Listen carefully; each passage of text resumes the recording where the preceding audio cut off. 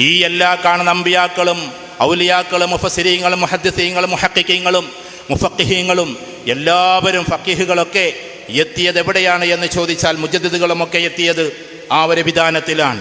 ആ ഈമാനാണ് നമ്മൾ പരിപാലിക്കേണ്ടത്. അധിക സമയമില്ലാത്തത് കൊണ്ട് ചുരുക്കിക്കൊള്ളട്ടെ. രണ്ടാമത് ഇബാദാത്തുകളാണ്.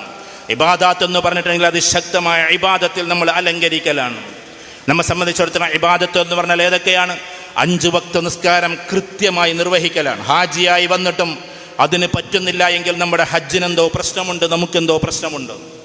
പെണ്ണുങ്ങളായ ആളുകൾക്കുണ്ട് ളുഹ്റ് പോയിട്ട് ഇങ്ങനെ കൊണ്ടുപോയിട്ട് ഞമ്മക്കണ്ട് തോന്നല 3:45 ബാങ്ക് എന്ന്, എന്നിട്ട് അസറിലേക്ക് മുട്ടിക്കലാണ്. ആ പരിപാടി ഒഴിവാക്കണം. കിതാബം മൗക്കൂത്താന്ന് ആണുങ്ങളോട് മാത്രമല്ല പറഞ്ഞിട്ടുള്ളത്, അത് നിർണയിക്കപ്പെട്ട നിസ്കാരമാണെന്ന് പറഞ്ഞത് ആണുങ്ങളോട് മാത്രമല്ല. ആണുങ്ങൾ പള്ളിയിൽ പോയിട്ട് നിസ്കരിക്കും, നിങ്ങൾ വീട്ടിൽ വെച്ചിട്ട് ആ സമയത്ത് നിസ്കരിക്കണം. അല്ലാതെ 3:45 ളുഹ്റും പിന്നെ 5:45 അല്ലെങ്കിൽ 6:15 അസറും അല്ല. നിർണയിക്കപ്പെട്ട സമയമാണ്.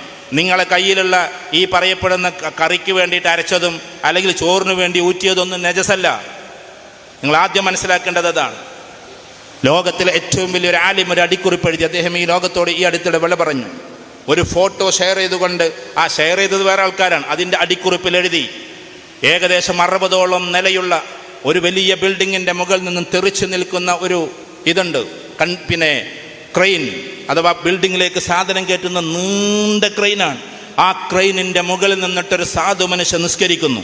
പണിയായതുകൊണ്ട്, ചൂടുള്ള സമയമായതുകൊണ്ട്, പണി നടക്കുന്നുണ്ട്, താഴത്തേക്ക് ഇറങ്ങാൻ ലിഫ്റ്റ് ഇല്ലാത്തത് കൊണ്ട് അവിടെ വെച്ചിട്ട് ളുഹ്ർ നിസ്കരിക്കുന്ന ഒരു മനുഷ്യൻ്റെ ഫോട്ടോ ഷെയർ ചെയ്തുകൊണ്ട് അദ്ദേഹം എഴുതിയത്, അള്ളാഹു ഇദ്ദേഹത്തിന് എത്ര പ്രതിഫലം കൊടുക്കുമെന്ന് ചോദിച്ചാൽ ഹറം ഷെരീഫിൽ പോയിട്ട് നിസ്കരിക്കുന്നതാണ് ഏറ്റവും പ്രധാനം.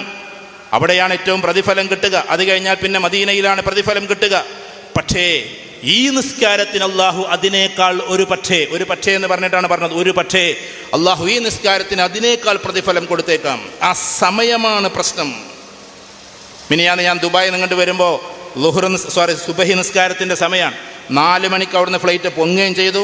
എന്നാൽ 4:20 നിസ്കരിക്കാൻ. ഞാനിങ്ങനെ നോക്കുമ്പോൾ ഞാൻ കുറ്റപ്പെടുത്തല്ല, അവിടുന്ന് സത്യത്തിൽ അവിടുന്ന് ഒതുകൊടുത്ത് കയറിയാൽ മതി, അരമണിക്കൂർ കഴിഞ്ഞാൽ ആ സീറ്റിലിരുന്ന് നിസ്കരിച്ചിട്ട് ആൾക്ക് ഉറങ്ങാം. പക്ഷെ ഞാനിങ്ങനെ വാച്ച് ചെയ്തപ്പോൾ ഒട്ടുമിക്ക ആൾക്കാരെ നിസ്കരിക്കുന്നില്ല. കാരണം യാത്രയിൽ എന്താ, അത് വീട്ടിൽ പോയിട്ട് കലാ വീട്ടുക എന്നുള്ളൊരു പരിപാടിയാണ് എല്ലാവർക്കും. അതൊക്കെ നിർത്തണം. നമ്മളോട് പഠിപ്പിച്ചത് എന്താ? നമ്മളോട് പഠിപ്പിച്ചത് നിങ്ങൾ മൂത്രവാർച്ചക്കാരെ പോലെ, അഥവാ അപ്പം നമുക്ക് മനസ്സിലാകാൻ വേണ്ടിയിട്ട് പറയാം, ആശുപത്രി കിടക്കുകയാണ്, എന്നിട്ട് മൂത്രം ഇങ്ങനെ കുഴലിലൂടെ പോവാൻ, അവിടെ കിടന്ന് നിസ്കരിക്കണം. ആ നിസ്കാരം തീരുന്നത് വരെ ആ മൂത്രം പോലും നജസല്ല എന്നാണ് ഫിഖഹിൻ്റെ അവഗാഹതയുള്ള പണ്ഡിതന്മാർ നമ്മളോട് പറയുന്നത്.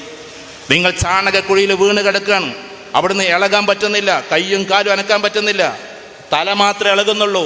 പക്ഷേ നിസ്കാരം ഖളാ ആണെന്ന് തോന്നിയാൽ അവിടെ നിന്നിട്ട് നിസ്കരിച്ചേക്കണം. സമയത്തെ പാലിക്കണം. നമുക്ക് ഈ ഖളാ കുറച്ച് കൂടുതലാണ്. ആ പരിപാടി നമ്മൾ ഒഴിവാക്കണം.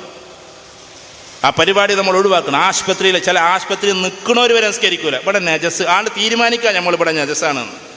എപ്പോഴും ആശുപത്രി കഴുകി തുടക്കണം. അവിടെയൊക്കെ നിന്ന് നിസ്കരിക്കുമ്പോഴാണ് അള്ളാഹ്ക്ക് ഭയങ്കര ഇഷ്ടം. എന്ത് രസമുണ്ടാവും പോകുന്ന ഫ്ലൈറ്റിൽ.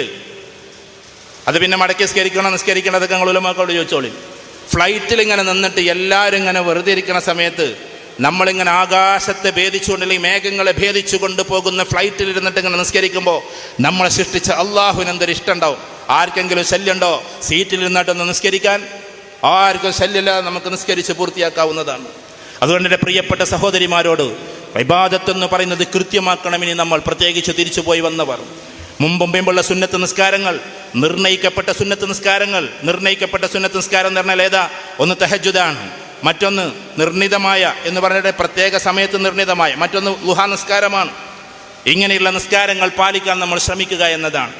ഒരു ദിവസത്തിൽ സ്ത്രീകൾക്ക് ചില സമയത്ത് പറ്റില്ല എന്ന് വെക്കാം, എന്നാൽ ഒരു ദിവസത്തിൽ ഖുർആൻ്റെ ഒരു പേജെങ്കിലും നോക്കാതെ കിടന്നുറങ്ങാത്ത മനുഷ്യരായി നമ്മൾ മാറണം. യാത്രാവേളയിൽ മുസ്ഹഫ് കൂടെ ഇല്ലെങ്കിൽ അറ്റ്ലീസ്റ്റ് മൊബൈലിലെങ്കിലും ഉണ്ടാവും നമുക്ക് ഖുർആൻ. ഒരു വരിയെങ്കിലും കാണാതെ കിടന്നുറങ്ങുന്നൊരവസ്ഥ നമുക്കുണ്ടാകരുത്. ഇങ്ങനെ ഇബാദത്തിൽ നിഷ്കർഷയുള്ള, ആരെയും ബുദ്ധിമുട്ടിക്കാതെ ഇബാദത്ത്. ഇതൊക്കെ കേട്ടിട്ട് ഇനി പെണ്ണുങ്ങൾക്ക് ഒസ്വാസ് വരണ്ടേ? കുറേ ആൾക്കാർ കൗൺസിലിങ്ങിൽ എന്നോട് പറയലുണ്ട്, രാത്രി 12 ആയാലും ഓല യശണ്ട് തീരൂല. പുതിയാപ്പിളമാർ പറയുന്നതാണ്. ഒസ്വാസിൻ്റെ കാര്യമല്ല, കൃത്യമായി നിർവഹിക്കുന്ന കാര്യമാണ് ഞാൻ പറഞ്ഞത്. ഒസ്വാസ് ഉണ്ടായാൽ വലിയ പ്രയാസമാണ്. അത് ഒഴിവാക്കാൻ മനസ്സിൽ നിന്ന് ഒഴിവാക്കാൻ പറ്റും. വെറുതെ അതിന് കൗൺസിലിംഗ് ഒന്നും പോകണ്ട.